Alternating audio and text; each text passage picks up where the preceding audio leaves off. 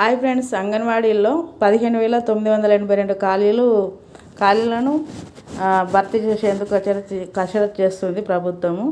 ఈ ఏడాది 2025-26 ఏడాదికి నాటికి ఏర్పడిన ఖాళీలు పరిగణలోకి తీసుకుంటూ ఖాళీలను గుర్తించింది.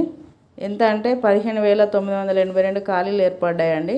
కొత్తగా మరో 708 ఖాళీలు ఏర్పడడంతో పదవీ విరమణ చేసిన వారితో ఏర్పడినాయండి.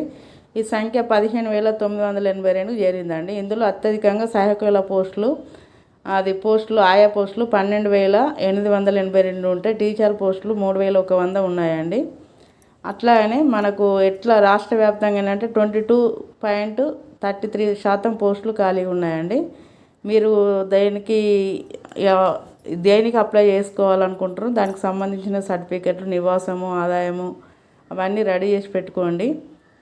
అయితే ఇంకొకటి ఏంటంటే ఏడాది గవర్నమెంట్ యొక్క కార్యాచరణ ఇదండి. అంగన్వాడీ కేంద్రాల్లో ఖాళీలను భర్తీ చేయడము 3,300 కేంద్రాలకు తాగునీటి కనెక్షన్లు, 9,000 కేంద్రాలకు విద్యుత్ కనెక్షన్లు, 7,700 కేంద్రాలకు మరుగుదొడ్డి నిర్వహణ, 1000 కేంద్రాలకు శాశ్వత భవనాలు, 5,000 అంగన్వాడీ కేంద్రాల్లో ఆర్ఓ ప్లాంట్లు మరియు ఎల్ఈడి స్క్రీన్లు ఈ గవర్నమెంట్ యొక్క ప్రణాళిక అండి. ఇది ప్రభుత్వాన్ని కాబట్టి మనకు ఎక్కడైతే అంగన్వాడీ స్కూళ్ళకు వసతులు లేవో ఈసారి అన్నీ సమకూరుస్తుందట గవర్నమెంటు.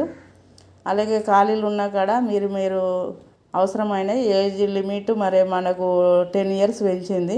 మరి మనకు వర్తించే నోటిఫికేషన్లో మనకు జాయిన్ ద్వారా తెలుస్తుంది.